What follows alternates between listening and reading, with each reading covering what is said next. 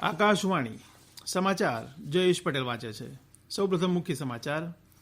પ્રધાનમંત્રી નરેન્દ્ર મોદી આજે વિડીયો કોન્ફરન્સના માધ્યમથી પૂર્વીય સમર્પિત માલવાહક કોરિડોરના ન્યૂ ભાવપુર ન્યૂ ખુર્જા વિભાગનું ઉદઘાટન કરશે. પ્રધાનમંત્રી નરેન્દ્ર મોદીએ ગઈકાલે 100મી કિસાન રેલનું પ્રસ્થાન કરાવ્યું. દિલ્હી મેટ્રોની ડ્રાઈવર વગર ચાલતી દેશની પ્રથમ ટ્રેનનું ઉદઘાટન કરાવ્યું. ગુજરાત સહિત 4 રાજ્યોમાં ગઈકાલથી કોવિડ રસીકરણ અભિયાનના ડ્રાય રનનો પ્રારંભ થયો છે. દેશમાં કોવિડથી સાજા થવાનો દર 95.83% થયો છે. અને ભારત અને ઓસ્ટ્રેલિયા વચ્ચે રમાઈ રહેલ બીજી ક્રિકેટ ટેસ્ટ મેચમાં ભારતે મજબૂત પકડ, બીજા દાવમાં ઓસ્ટ્રેલિયા 200 રને ઓલ આઉટ. સમાચાર વિગતવાર. પ્રધાનમંત્રી નરેન્દ્ર મોદી આજે વિડીયો કોન્ફરન્સના માધ્યમથી પૂર્વીય સમર્પિત માલવાહક કોરિડોરના ન્યૂ ભાવપુર ન્યૂ ખુર્જા વિભાગનું ઉદઘાટન કરશે. ઉત્તર પ્રદેશમાં બનેલા આશરે 351 કિલોમીટર લાંબા આ કોરિડોર માટે આશરે 5,750 કરોડ રૂપિયાનો ખર્ચ થયો છે. આ કોરિડોર ખુલવાથી સ્થાનિક ઉદ્યોગો માટે નવી સંભાવનાઓ ઊભી થશે. આ કોરિડોરના બનવાથી હાલની કાનપુર દિલ્હીની મુખ્ય લાઇન પર વાહન વ્યવહાર ઘટશે અને રેલગાડીઓ ઝડપથી ચાલશે. આ કાર્યક્રમ દરમિયાન પ્રધાનમંત્રી પ્રયાગરાજમાં કોરિડોરના સંચાલન નિયંત્રણ કેન્દ્રનું પણ ઉદઘાટન કરશે. પ્રધાનમંત્રી નરેન્દ્ર મોદીએ ગઈકાલે વિડીયો માધ્યમથી મહારાષ્ટ્રના સંગોલાથી પશ્ચિમ બંગાળના શાલીમાર સુધી 100મી કિસાન રેલનું પ્રસ્થાન કરાવ્યું. આ પ્રસંગે શ્રી મોદીએ કહ્યું કે કિસાન રેલ સેવા ખેડૂતોની આવક વધારવા માટેની પહેલ છે. તેનાથી કૃષિ સંબંધિત અર્થવ્યવસ્થામાં મોટું પરિવર્તન આવશે. શ્રી મોદીએ કહ્યું કે કિસાન રેલ ખેડૂતોના કલ્યાણ માટે સરકારની પ્રતિબદ્ધતા દર્શાવે છે અને આ સેવા ખેડૂતો કેટલી ઝડપથી નવી તકો અપનાવવા તૈયાર છે તેની સાબિતી પણ આપે છે. શ્રી મોદીએ કહ્યું કે ભારતીય કૃષિ સંસ્કૃતિમાં નવી ટેકનોલોજીનો સમન્વય કરાઈ રહ્યો છે.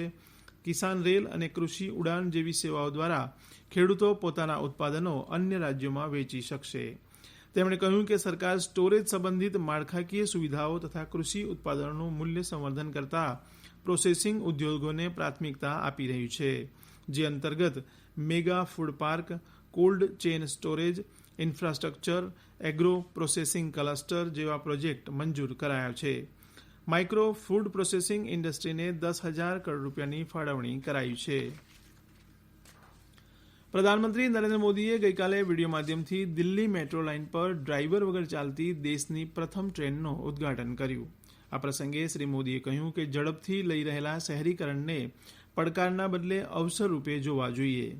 તેમણે કહ્યું કે સરકાર ભવિષ્યની જરૂરિયાતો અનુસાર શહેરી બુનિયાદી માળખું વિકસિત કરી પડકારોને અવસરોમાં બદલવા પ્રતિબદ્ધ છે.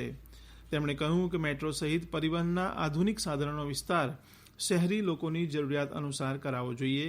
માટે સરકાર વિભિન્ન શહેરોમાં metro, neo regional rapid transit system તથા મેટ્રો લાઇટ સહિત વિભિન્ન પ્રકારની મેટ્રો લેન ચલાવવાની દિશામાં કાર્ય કરી રહી છે. મેટ્રો સેવાઓના વિસ્તરીકરણ માટે મેડ ઇન ઇન્ડિયાના મહત્વ પર ભાર મૂકતા તેમણે કહ્યું કે આનાથી ખર્ચ ઘટશે, વિદેશી નાણું વધશે અને દેશના લોકોને વધુ રોજગાર મળશે. ગુજરાત સહિત 4 રાજ્યમાં ગઈકાલથી કોવિડ રસીકરણ અભિયાનના ડ્રાય રનનો પ્રારંભ થયો છે. પ્રથમ તબક્કામાં ગુજરાત, આંધ્રપ્રદેશ, પંજાબ અને આસામમાં 2 દિવસીય ડ્રાય રનનો પ્રારંભ કરાયો છે. આ ડ્રાય રનનો હેતુ કોવિડ રસીકરણ પ્રક્રિયા માટે બનાવાયેલા માળખાની તૈયારી જોવાનો છે, જેનાથી વાસ્તવિક રસીકરણ પહેલા સમગ્ર પ્રક્રિયામાં રહેલી ખામીઓની ઓળખ દૂર કરી શકાય.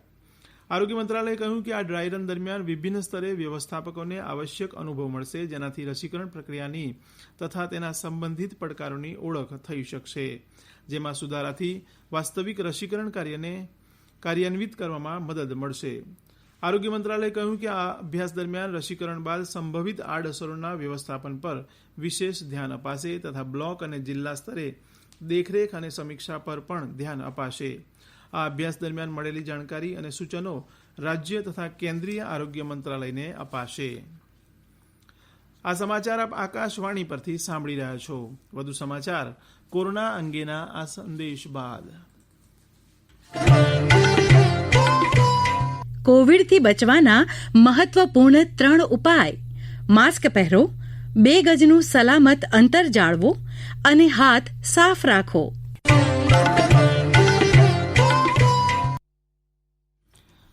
નાણાં મંત્રાલયે વસ્તુ અને સેવા કર જીએસટીની મહેસૂલી આવકમાં થયેલા ઘટાડાને પહોંચી વળવા રાજ્યને 6,000 કરોડ રૂપિયાનો નવમો સાપ્તાહિક હપ્તો છૂટો કર્યો છે. તેમાંથી 5,516 કરોડ રૂપિયાથી વધુ રકમ 23 રાજ્યો માટે અને 483 કરોડ રૂપિયાથી વધુ રકમ 3 કેન્દ્રશાસિત પ્રદેશો માટે અપાઈ છે, જેમાં વિધાનસભાવાળા 3 રાજ્ય દિલ્હી, જમ્મુ કાશ્મીર અને પુડ્ડુચેરી સામેલ છે. આ બધા જ રાજ્યો વસ્તુ અને સેવા કર પરિષદના સભ્ય છે.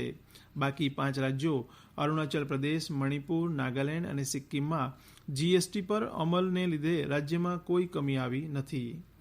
કેન્દ્રએ જીએસટીને કારણે મહેસૂલી આવકમાં થયેલા ઘટાડાને પહોંચી વળવા આ વર્ષે ઓક્ટોબરમાં એક વિશેષ ધિરાણ વ્યવસ્થા શરૂ કરી હતી. દેશમાં કોવિડથી સાજા થનારાનો દર 95.83% થયો છે. છેલ્લા 24 કલાકમાં 21,000થી વધુ કોવિડના દર્દીઓ સ્વસ્થ થયા છે. સ્વાસ્થ્ય મંત્રાલયના જણાવ્યા મુજબ સાજા થનારાઓની સંખ્યા 97,82,000થી વધુ થઈ છે. કુલ સંક્રમિતોમાંથી માત્ર 2.7% દર્દીઓ હાલ સારવાર હેઠળ છે. અત્યારે દેશમાં લગભગ 2,77,000 દર્દીઓ છે. ગઈકાલે કોરોનાના નવા 20,021 કેસ નોંધાતા કુલ સંક્રમિતોની સંખ્યા 1,02,00,000થી વધુ થઈ છે. અત્યારે મૃત્યુદર 1.45% જેટલો છે. છેલ્લા 24 કલાકમાં 279 લોકોના મૃત્યુ નિપજતા કુલ મૃત્યુઆંક 1,47,901 થયો છે. વિશ્વ આરોગ્ય સંસ્થા WHOના વરિષ્ઠ અધિકારીઓએ જણાવ્યું છે કે વિશ્વમાં કોવિડથી પણ વધુ ગંભીર રોગચાળાઓ ફેલાવાની સંભાવના છે. WHOના પ્રમુખ શ્રી ગેબ્રિયસે કહ્યું કે સંયુક્ત રાષ્ટ્ર સંસ્થાને દરરોજ વાયરસ અંગે નવી વાતો મળી રહી છે, જેમાં વાયરસના નવા સ્વરૂપના પ્રસાર, તેનાથી લોકોનું બીમાર પડવું, પરીક્ષણ, ઉપચાર અને રસીકરણ પર તેના પ્રભાવ વગેરેનો સમાવેશ થાય છે. શ્રી ટેડ્રોસ ગેબ્રિયસે કહ્યું કે બ્રિટન અને દક્ષિણ આફ્રિકામાં વૈજ્ઞાનિકો વાયરસનો અભ્યાસ કરી રહ્યા છે, જેના આધારે WHO આગળના પગલાં લેશે. WHOના આગામી કાર્યક્રમના પ્રમુખ ડોક્ટર માઇક રયાને કહ્યું કે નવો રોગચાળો વધુ ગંભીર હોઈ શકે છે. તેનો સામનો કરવા આપણે સાથે મળીને કામ કરવું આવશ્યક છે. ભારત અને ઓસ્ટ્રેલિયા વચ્ચે રમાઈ રહેલી બીજી ક્રિકેટ ટેસ્ટ મેચમાં ભારતે મજબૂત પકડ મેળવી છે. ટેસ્ટ મેચના આજે ચોથા દિવસે ઓસ્ટ્રેલિયાએ બીજા દાવમાં 200 રન બનાવી ઓલ આઉટ થઈ ગયું છે. આ સાથે ઓસ્ટ્રેલિયા 69 રનની સરસાઈ મેળવી છે. પ્રથમ દાવમાં ભારતે 326 રન બનાવ્યા હતા. કેન્દ્ર સરકારે કૃષિ કાયદાઓને લઈને વિરોધ પૂર્ણ કરવા માટે પ્રદર્શનકારી ખેડૂત સંગઠનોને આવતીકાલે વાતચીત માટે આમંત્રિત કર્યા છે. સરકાર અને ખેડૂતો વચ્ચે આ 6ઠ્ઠી વખત વાતચીત થશે. કેન્દ્રએ પ્રદર્શન કરી રહેલા 40 ખેડૂત સંગઠનોને પત્ર લખીને આમંત્રિત કર્યા હતા. બેઠકમાં કૃષિ કાયદા ઉપરાંત ન્યૂનતમ સમર્થન મૂલ્ય તેમજ વાયુ ગુણવત્તા અને વીજળીથી જોડાયેલા કાયદાઓ પર ચર્ચા થશે. કેન્દ્ર સરકારે 1 જાન્યુઆરી 2021થી ડુંગળીની દરેક જાતની નિકાસ પરનો પ્રતિબંધ હટાવવાનો નિર્ણય કર્યો છે. વિદેશ વ્યાપાર મહાનિદેશક DGFTની યાદીમાં જણાવ્યા પ્રમાણે ડુંગળીની બધી જ જાતને નિકાસને મંજૂરી અપાઈ છે. સરકારે ડુંગળીની કિંમત વધવાને કારણે સપ્ટેમ્બરમાં તેના નિકાસ પર પ્રતિબંધ લગાવ્યો હતો. વિદેશ મંત્રી ડોક્ટર S જયશંકરે કતાર યાત્રાના બીજા દિવસે કતાર સરકારના વરિષ્ઠ નેતાઓની મુલાકાત કરી અને તેમના પરસ્પર હિતો બાબતે વિચાર વિમર્શ કર્યો. અંતમાં મુખ્ય સમાચાર ફરી એકવાર. પ્રધાનમંત્રી નરેન્દ્ર મોદી આજે વિડીયો કોન્ફરન્સના માધ્યમથી પૂર્વીય સમર્પિત માલવાહક કોરિડોરના ન્યૂ ભાવપુર ન્યૂ ખુર્જા વિભાગનું ઉદ્ઘાટન કરશે. પ્રધાનમંત્રી નરેન્દ્ર મોદીએ ગઈકાલે 100મી કિસાન રેલનું પ્રસ્થાન કરાવ્યું. દિલ્હી મેટ્રોની ડ્રાઈવર વગર ચાલતી દેશની પ્રથમ ટ્રેનનું ઉદ્ઘાટન કરાવ્યું. આકાશવાણી પરથી સમાચાર પૂરા થયા.